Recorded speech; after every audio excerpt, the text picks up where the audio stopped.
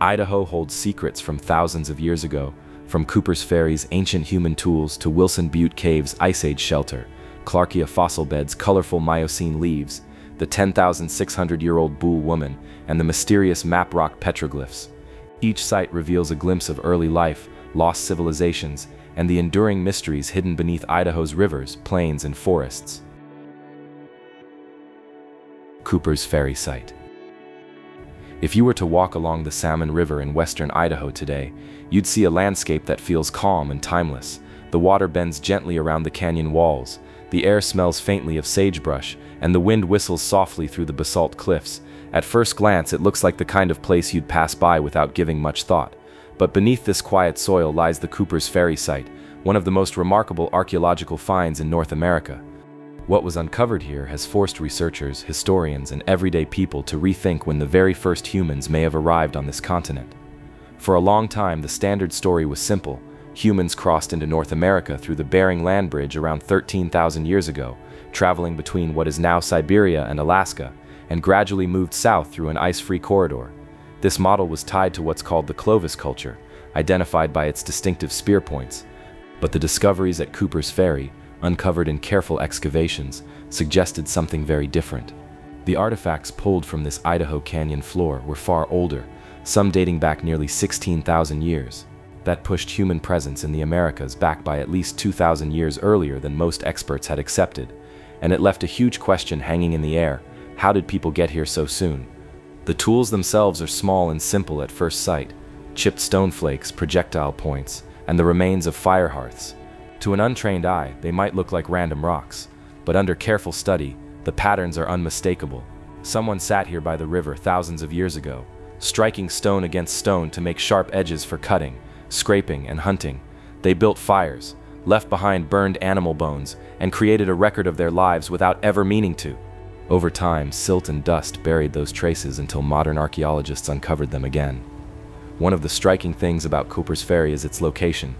It doesn't sit along the ice-free corridor that the Clovis first theory depended on. Instead, it's far south of where glaciers once blocked passage. That has led many researchers to believe the first people didn't walk here through inland ice, but may have traveled by boat down the Pacific coastline. From there, they could have turned inland, following rivers like the Columbia and Snake before reaching the Salmon.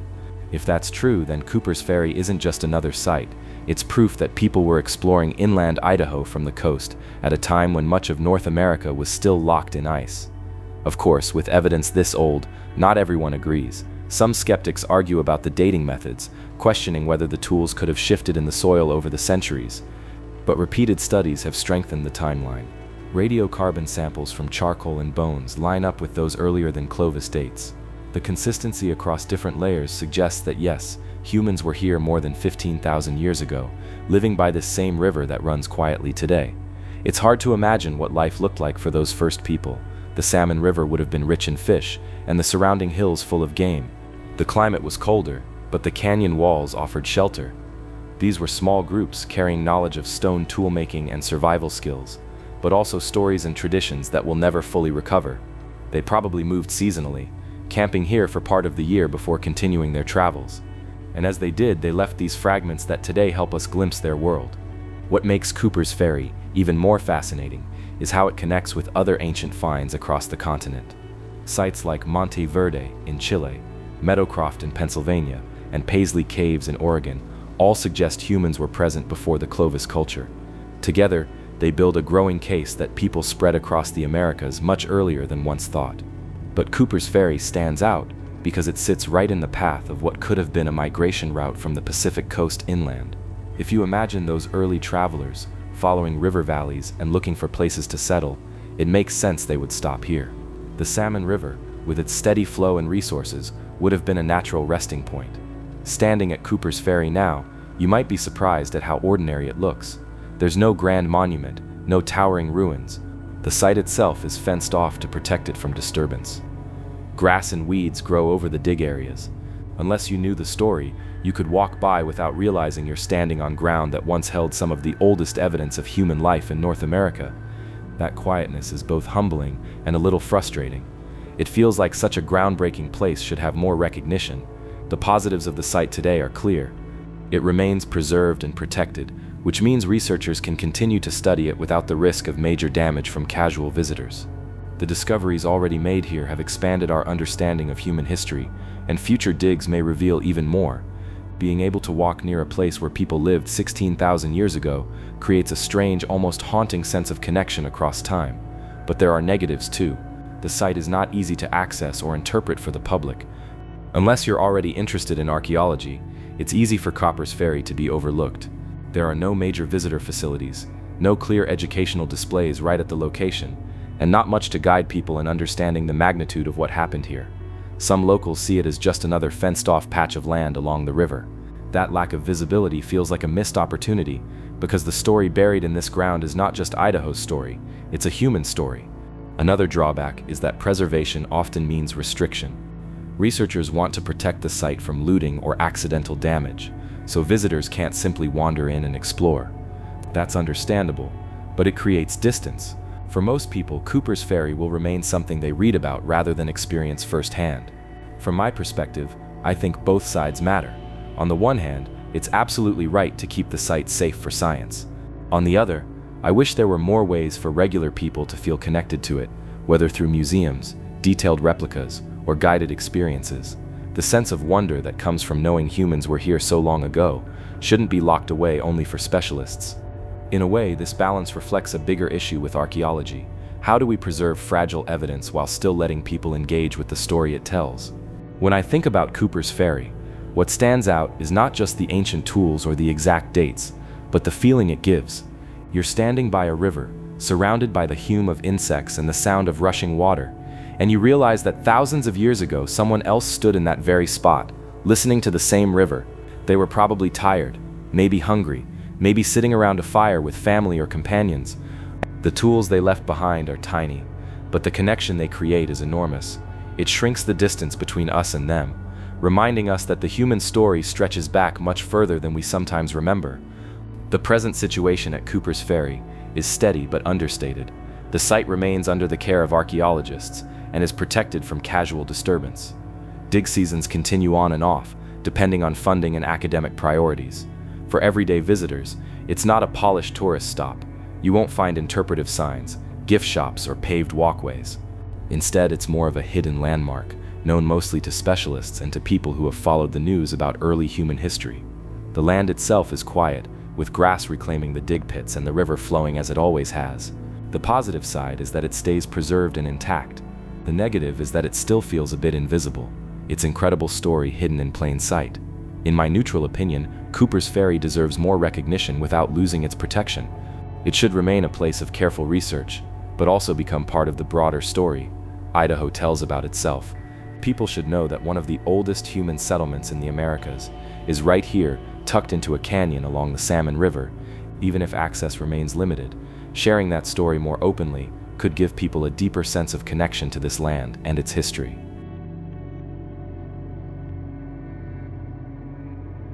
Wilson Butte Cave.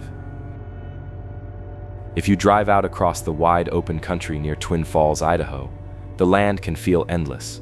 The Snake River Plain stretches in long, flat distances, broken by rolling hills and scattered sagebrush. Heat waves shimmer above the rocks in summer, and in winter the wind can cut sharp across the barren ground. At first it doesn't look like a place where anyone would want to settle, let alone thousands of years ago. But here, hidden in the volcanic terrain, is Wilson Butte Cave. From the outside, it's just a dark hollow in the side of a lava formation. Nothing about it shouts for attention. Yet inside this cave, archaeologists uncovered signs that people were here at least 10,000 years ago, maybe even as far back as 15,000.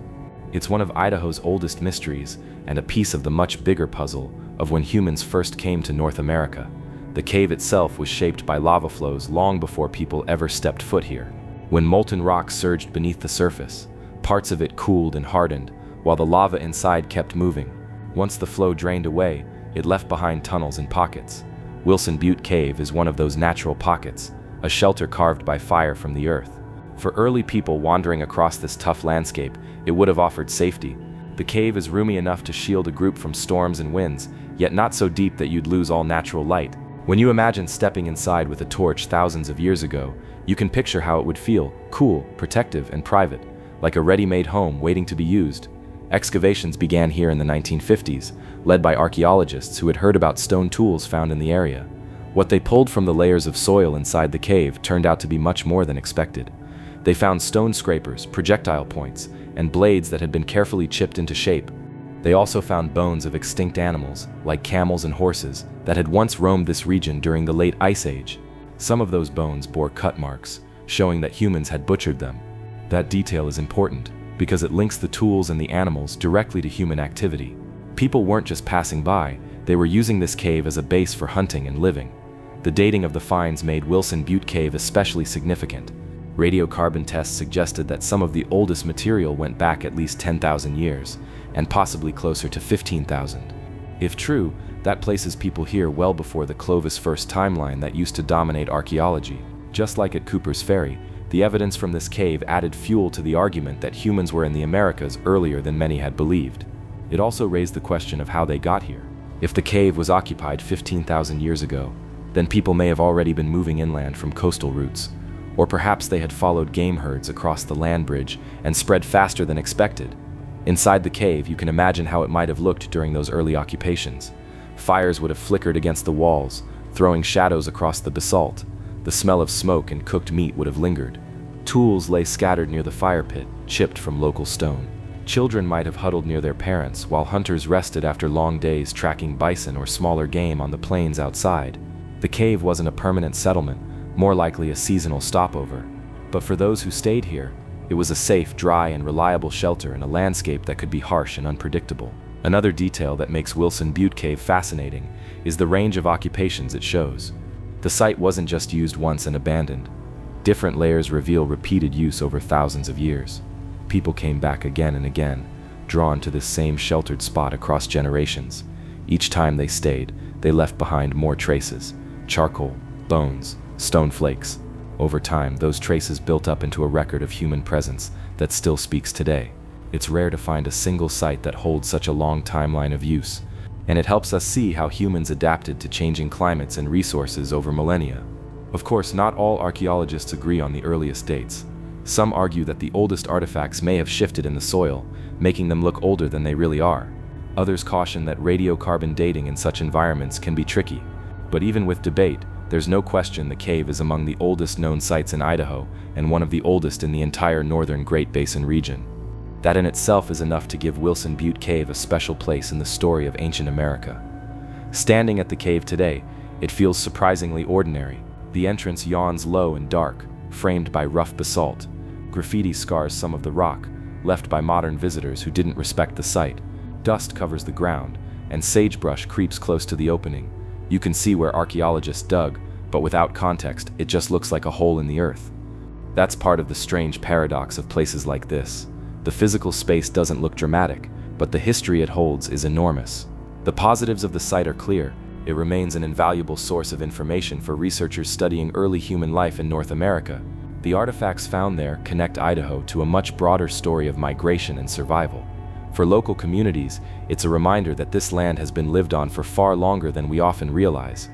It's also accessible enough that people can see it, feel the air inside the cave, and sense that connection to deep time.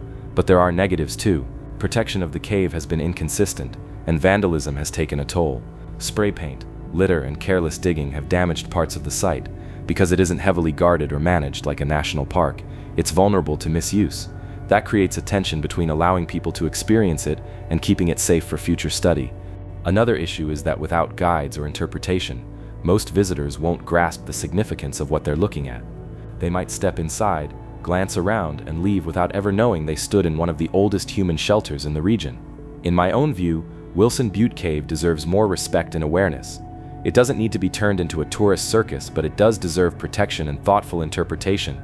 Imagine if there were signs explaining the Ice Age animals that once walked nearby, or replicas of the tools found inside. Visitors could understand what makes this cave more than just a hole in the ground. At the same time, it needs to be preserved carefully, because every layer of soil still has the potential to hold secrets.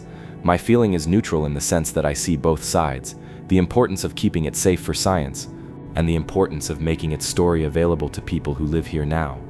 The present situation at Wilson Butte Cave reflects that balance, though not perfectly.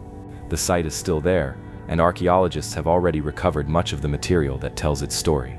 But the cave isn't tightly protected, and vandalism remains a risk. For those who visit, it offers a raw, unfiltered glimpse into a place where humans once took shelter thousands of years ago. The positive is that it's still accessible. You can stand inside and feel the weight of history pressing from the stone walls. The negative is that without stronger care, some of its value could be lost. It sits quietly on the Idaho plain, a reminder that humans have been here for far longer than the surface of the land might suggest, holding its mystery in the cool darkness of a lava-formed hollow. Clarkia fossil beds. If you head into the mountains of northern Idaho, not far from the small town of Clarkia, the forest closes in around you. Pines and firs rise tall, their needles softening the sound of the wind. Streams trickle through the gullies, carrying the smell of damp earth and moss. On the surface, it feels like typical inland northwest country, peaceful, green, and alive. But beneath these wooded hills lies something extraordinary, a fossil bed that has preserved a vanished world in almost unbelievable detail. Known as the Clarkia fossil beds, this site holds leaves, insects, fish, and even seeds from more than 15 million years ago. Unlike the dry, pressed fossils most of us imagine, these remain so fresh that the leaves still show their autumn colors when pulled from the soil. It's one of the most haunting windows into the past anywhere in North America. The story of Clarkia begins in the Miocene epoch, about 15 to 16 million years ago. At that time, the climate was warmer and wetter, and this part of Idaho looked very different. Instead of the pine forests we see today, there were broad-leafed trees, subtropical plants, and a greater mix of vegetation. This was a time when giant mammals roamed North America. But here in Clarkia, the most important record came from much smaller things. The area once held a lake that filled with plant material. Over time, sediment settled over the leaves, insects, and fish that fell into the water. Instead of decaying, they were sealed away in a fine, oxygen-free mud. That lack of oxygen is the key. Without it, the organic material didn't rot away but remained astonishingly intact. When scientists first began to dig into this site, they were stunned. Fossil leaves emerged from the layers looking as if they had fallen only yesterday. Reds, yellows, and oranges glowed across their surfaces. Veins remained visible in fine detail. In some cases, the leaves were so soft they could be peeled apart. Insects, too, kept their delicate forms. Fish skeletons lay flattened but complete, their scales glinting in the right light. Seeds and pollen were preserved in ways that allowed researchers to study them under microscopes and identify entire species of plants. It was like opening a time capsule that had been waiting for millions of years. The fossils here are special because they tell not just what lived, but also what the climate felt like. By analyzing the kinds of trees and plants preserved, scientists learned that the Miocene climate in northern Idaho was warmer and wetter than it is today, more like parts of the southeastern United States. There were chestnut trees, sycamores, and even plants we now associate with much different regions. This paints a picture of a lush, thriving ecosystem, one that feels hard to imagine when you stand in today's cooler mountain forest. One of the most famous aspects of the Clarkia fossil beds is the way the fossils look so fresh at the moment they're exposed. People who've been part of digs describe pulling a leaf out of the ground and seeing bright reds or golds shine back at them. But here's the twist: within minutes of being exposed to air, those colors fade. The chemical reaction with oxygen causes them to darken until they become the dull browns and blacks we normally expect from fossils. That fleeting moment when you hold in your hand a leaf that looks alive but is actually 15 million years old is one of the eerie mysteries of Clarkia. It's a reminder of how fragile the past is and how quickly it slips away once disturbed. The fossils also spark debates in science. For example, some researchers argued that the preservation was so good that bits of original organic molecules might still survive in the leaves. If true, that would make it possible to study ancient biochemistry, not just structure. Others questioned how far such preservation could really go. Could DNA fragments survive in a fossil that old? Most evidence suggests that complete DNA doesn't last that long, but even the possibility created excitement. Clarkia became a place not just of discovery, but also of scientific controversy and imagination. For locals, the fossil beds have long been both a point of pride and a source of curiosity. Stories circulated about students and amateur collectors pulling beautiful leaves from the ground during supervised digs. Some were struck by how alive the fossils seemed, while others simply marveled at holding something so ancient. At the same time, the fragile nature of the fossils meant that many were quickly lost once exposed. Unlike a dinosaur bone that can survive being taken home, a Clarkia leaf often disintegrated or faded away unless preserved under special conditions. That fragility gave the site a kind of legend, treasures you could hold only briefly before they slipped into dust. The positives of the Clarkia fossil beds today are obvious. They provide one of the richest and most detailed fossil records of the Miocene epoch anywhere in the world. Scientists use them to study ancient climates, plant evolution, and ecological shifts. For Idaho, it's a reminder that the land we see now has gone through incredible transformations. Forests here once looked more like subtropical gardens, and the fossils prove it. It also highlights how geology can create perfect windows into the past if the conditions line up just right. But there are negatives too. The site is extremely fragile and can't be treated like a typical fossil quarry. Because the specimens deteriorate so quickly once exposed, researchers have to work carefully, often sealing or preserving samples immediately. That means access is limited. The area isn't open for casual collecting or free exploration, and much of it is closed off to protect the fossils. For the public, this can feel disappointing. You can't just wander in and pick up a 15-million-year-old leaf. The risk of damage is too high. Another downside is that, despite its global importance, the site isn't widely known. Outside of scientific circles, many people in Idaho don't even realize such a treasure exists in their own backyard. From my perspective, Clarkia is one of those places that captures both wonder and sadness. The wonder comes from the incredible preservation and the chance to literally touch a piece of ancient time. The sadness comes from knowing how fleeting those fossils are once uncovered. It feels like a lesson. The past is fragile, and our access to it is always partial. I think it's right that the site remains protected and mostly restricted, but I also believe more could be done to share its story with the wider public. Museums with displays of preserved specimens, interactive models, or even digital reconstructions could let people experience Clarkia without endangering it. That balance between preservation and access is difficult, but the value of this site deserves it. If you go near Clarkia today, you won't see flashy signs pointing you to the fossil beds. The land looks like ordinary forested hillsides, quiet and private. The fossil layers are there, under the soil, waiting as they have for millions of years. Researchers still visit, but the area isn't a tourist destination. The positive is that this keeps the site intact and undisturbed. The negative is that it remains almost invisible, its story hidden from most people who pass through the region. Standing in the woods above, you'd never guess that beneath your feet lies one of the most detailed records of an ancient world anywhere in North America. The present situation is one of careful management. The fossil beds are protected, and scientific work continues under controlled conditions. Visitors can learn about the site through university programs and museum collections rather than direct exploration. For the land itself, that's a good thing. It keeps the fragile fossils safe from damage. For the public, it means Clarkia remains more of a legend than an experience. Still, the knowledge that such a treasure exists adds a quiet depth to the landscape. The forests of northern Idaho may look ordinary, but below them lies a time capsule of color and life from 15 million years ago, waiting patiently in the dark until carefully revealed by human hands. The Nampa Figurine. In 1889, near the town of Nampa in southwestern Idaho, something extraordinary and puzzling emerged from the earth. Workers digging an irrigation canal in the soft clay-rich soil stumbled across a small fired clay figure, only about an inch tall. It seemed unremarkable at first, yet this tiny object would go on to spark decades of debate and controversy in archaeology. Today it is known as the Nampa Figurine, a small humanoid figure whose age and significance remain hotly contested. Despite its diminutive size, the figurine challenges our understanding of early human settlement in North America and continues to captivate researchers, skeptics, and enthusiasts alike. The figurine itself is simple but striking in its own way. Standing barely an inch high, it has a head, a torso, and small appendages that suggest limbs, though they are rudimentary. Its proportions are abstract, and the craftsmanship is rough, reflecting that it may have been made quickly or served a functional purpose rather than being purely decorative. Some scholars and enthusiasts have suggested it may have been a fertility symbol used in ritual or spiritual practices, while others propose it was a small toy or teaching tool, perhaps carried by someone on long journeys. Despite the uncertainty of its function, its presence in deep sediment layers makes it extraordinary, hinting at human activity in Idaho far earlier than most established timelines suggest. What makes the Nampa figurine particularly remarkable is the depth at which it was discovered.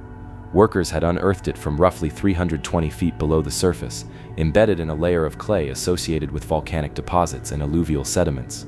At the time, the interpretation was that the deeper the object, the older it must be.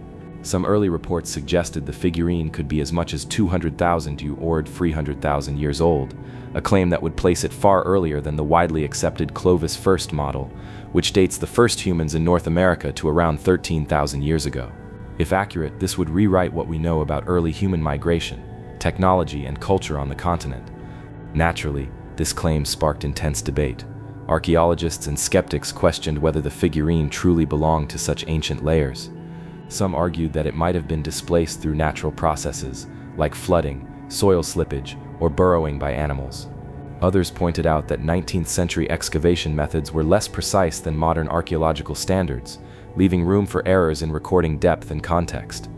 These doubts cast a shadow over the figurine's extraordinary age, yet the artifact itself remains unquestionable, a real object whose existence is indisputable, even if its context is contested. To consider the implications of the figurine, imagine the landscape of Idaho hundreds of thousands of years ago.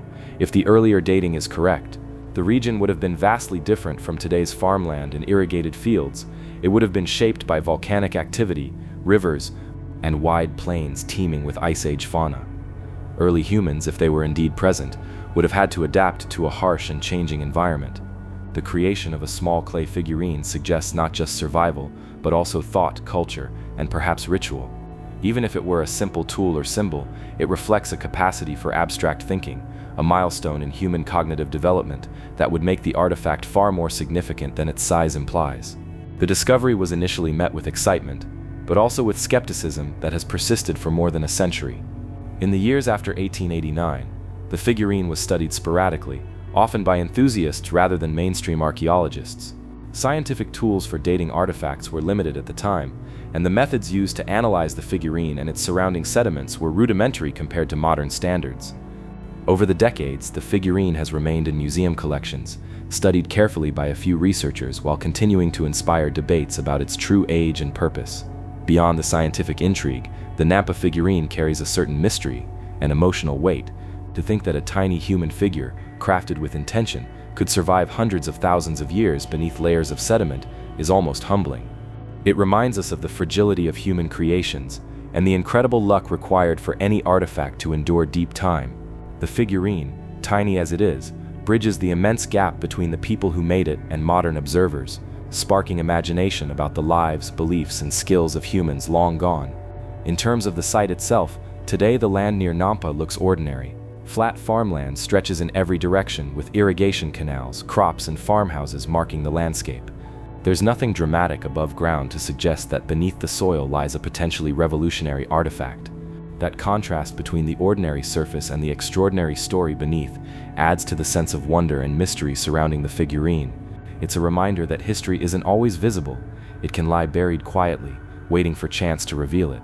The positives of the Nampa figurine are many. First, it represents a tangible connection to deep human history in North America, providing a unique case study for how early humans may have lived, thought, and created. It also challenges archaeologists to think critically about dating methods, geological processes, and the limits of current knowledge. Finally, it captivates the public imagination, drawing attention to Idaho as a region rich with ancient mysteries that extend far beyond what casual observation might suggest. Yet there are negatives as well. The main issue is the uncertainty surrounding the artifact's age and context. Because of the possible displacement and limited documentation from the time of discovery, the figurine can't conclusively support radical claims about early human presence in North America. This leaves the artifact in a kind of limbo, fascinating, significant, and mysterious, but also scientifically ambiguous.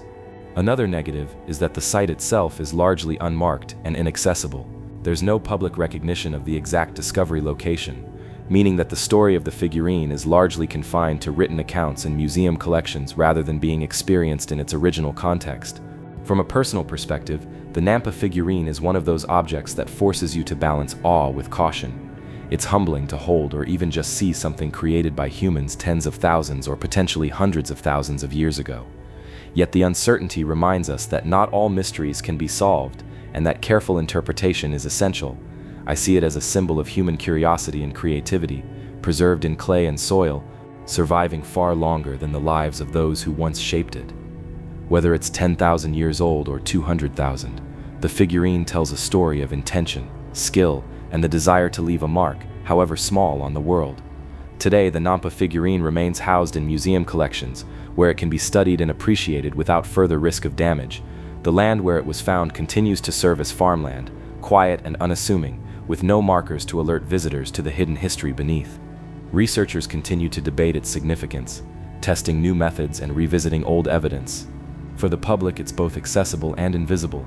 One can learn about it in books or museum displays, but standing where it was discovered offers only the sense of ordinary Idaho soil stretching across the horizon. In a way that seems fitting. The figurine's mystery isn't in grand displays or flashy exhibitions, it's in its quiet presence, surviving deep under the earth for millennia, carrying its secrets with it. It invites reflection about human history, about how small objects can hold immense significance, and about the vast stretches of time that separate us from those who came before. The Nampa Figurine is in essence a tiny monument to human curiosity, imagination, and endurance, and it continues to hold its secrets, waiting for the next generation of researchers and enthusiasts to engage with it carefully and respectfully. Map Rock Petroglyphs Historic District. If you drive out toward the Snake River near Melba, Idaho, you'll eventually come across something that feels almost out of place in the quiet farmland. The land is flat and open, scattered with sagebrush and tilled fields, the river cutting a steady path through the valley. Then, sitting on a rise above the water, is a cluster of massive boulders etched with designs that look as if they were left by another world. This is the Map Rock Petroglyphs Historic District, one of Idaho's most mysterious treasures, and no one is completely sure who carved the images or what they mean. The centerpiece is a single enormous boulder known as Map Rock. Its surface is covered with petroglyphs, lines, spirals, animal figures, and abstract shapes chipped into the stone by hand. Some look like people, some like deer or elk, and others appear to represent trails, rivers, or boundaries. That's why it's called Map Rock. Some researchers think it might be an ancient map of the Snake River Valley, marking hunting routes, fishing areas, or migration paths. If that's true, then what we're looking at is not just art, but a carefully designed guide for survival. But the truth is, no one can say for certain. The carvings are estimated to be at least 10,000 years old, possibly more. That would place them among the oldest human-made images in North America. The people who created them left no written record to explain their purpose, only these silent pictures cut into the basalt. Some scholars suggest they were ceremonial, connected to spiritual beliefs. Others think they marked territory or were meant to teach younger generations about the land. And some argue the figures might not be a literal map at all, but instead a symbolic record of myths and stories passed down orally. Standing in front of the rock, it's easy to see why interpretations vary so widely. The carvings twist and turn across the surface, overlapping in some places, forming patterns that draw your eye in different directions. They feel both deliberate and mysterious, like a code waiting to be cracked. You can almost imagine ancient people gathering here, pointing at the symbols, telling stories about animals, ancestors, and spirits tied to the land. The setting itself adds to the sense of mystery. Map Rock overlooks the Snake River, which for thousands of years has been the lifeline of southern Idaho. Fish, game, and fertile soil made this valley a place where people could survive and thrive. It makes sense that a sacred site or a marker of knowledge would be placed here, on a vantage point above the river. Even today, standing on that ridge, you can feel the connection between land and water stretching far beyond human memory. Like many ancient sites, the Map Rock petroglyphs face challenges in the modern world. On the positive side, the district is recognized as a historic place, and efforts have been made to preserve it. Visitors can reach it fairly easily, and interpretive signs help explain what little is known about the carvings. It's open and free, allowing people to stand in front of something that connects directly to a past far older than written history. There's something humbling about that. No ticket booth, no polished museum display, just stone and sky, and the echoes of an ancient hand. But there are negatives too. Because the carvings are exposed, they face natural weathering from wind, rain, and sun. More troubling are acts of vandalism that have scarred some of the designs. Graffiti, chipping, and careless climbing have damaged surfaces that cannot be replaced. It's frustrating to think about how easily thousands of years of history can be destroyed by a moment of carelessness or disrespect. Protecting outdoor rock art is always a struggle, because you want people to be able to see and connect with it, but you also need to keep it safe from harm. From my own perspective, Map Rock feels like one of those places that should be approached quietly, almost like entering a sacred space. Whether the carvings are a map, a story, or a ritual, they were clearly important to the people who made them. Standing there, looking at those lines chipped into stone so long ago, I felt a mix of curiosity and humility. I wanted to know the full story, but at the same time, I respected the mystery. Maybe we aren't meant to decode every detail. Maybe part of the power lies in simply standing there, aware that human hands once shaped these symbols and that their meaning still lingers, even if we can't fully grasp it. Today, the Map Rock Petroglyphs Historic District remains accessible to the public, though with limited facilities. You won't find a visitor center or gift shop. Instead, you'll find open land, a path to the rock, and the wide Snake River flowing below. The positives are the raw authenticity and the chance to see the carvings up close, with the same view ancient people once had. The negatives are the vulnerability of the site to weather and vandalism, and the lack of strong protections beyond its historic designation. Present situation: visitors can still walk up to Map Rock and the surrounding boulders, taking in the carvings for themselves. The site is maintained as part of Idaho's historic record, but it's largely unguarded, leaving preservation in the hands of those who come to see it. It's a place where history feels both fragile and alive, where mystery is carved into the stone, waiting for anyone willing to stand quietly and wonder.